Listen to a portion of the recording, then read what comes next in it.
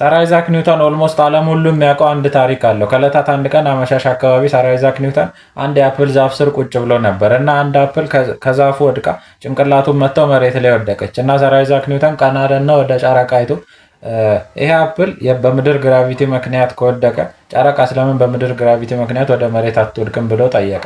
ያ ጥያቄም ፊዚክስን ለዘላለም ቀየረው እና ሰር አይዛክ ኒውተን ጨረቃም እንደ ማንኛውም ዕቃ ወደ መሬት እየወደቀች እንደሆነ በማረጋገጥ ዘ ሎው ኦፍ ግራቪቴሽን የተሰኘ ጽንሰ ሀሳቡን አሳተመ።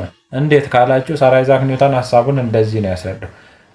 አንድ ረዥም ተራራ ላይ ምድር ላይ አንድ ረዥም ተራራ ላይ መድፍ አለ ብላችሁ አስቡ እና በዛ መድፍ ኳሶቹን በትንሽ ኃይል ስንተኩሳቸው እዛው አካባቢ ይወድቃል። አሁንም ኃይሉን ስንጨምረው እየራቀ ይወድቃል። ኃይሉን እየጨመርን ስንተኩሰው እየራቀ ይወድቃል እና ምድር ክብ ስለሆነች የሆነው የመጨረሻው ኳስ በጣም ኃይል ሰጥተነው መጨረሻ ላይ ዞሮ ምድርን እኛን ሊመታን ይመጣል ያ ኳስ እና ሊመታን ሲል ዝቅ ብንልስ ሽል ብንለውስ ዝቅ ብንል እኛን ይስተንና ያ ኳስ ኦርቢት ውስጥ ይገባል እና ምድርን ለዘላለም ይሽከረከራታል ማለት ነው። ጨረቃም እንደዚሁ በምድር ግራቪቲ ምክንያት ወደ ምድር እየወደቀች የምድርን ኦርቢት ምድርን እየተሽከረከረቻት ነው በግራቪቲው ምክንያት ማለት ነው እንጂ ምድርን የመሽከርከር ምንም ግዴታ የለባትም። ጨረቃ እስካሁን ትታን ትሄድ ነበር። ልክ እንደዚሁ ኳስ ምድርን እየተሽከረከረች ነው እና የሆነ ጽንሰ ሀሳብ ስታገኝ ፊዚክስ ውስጥ ያንን ሀሳብ ፕራክቲካሊ እና ማቴማቲካሊ ነው ፕሩፍ ማድረግ ያለብህ እና ሰር አይዛክ ኒውተን ይሄንን ሀሳብ ማቴማቲካሊ ፕሩፍ ለማድረግ ሲሞክር የ17ኛው ክፍለ ዘመን ማቴማቲክስ ኋላ ቀር ሆነበት።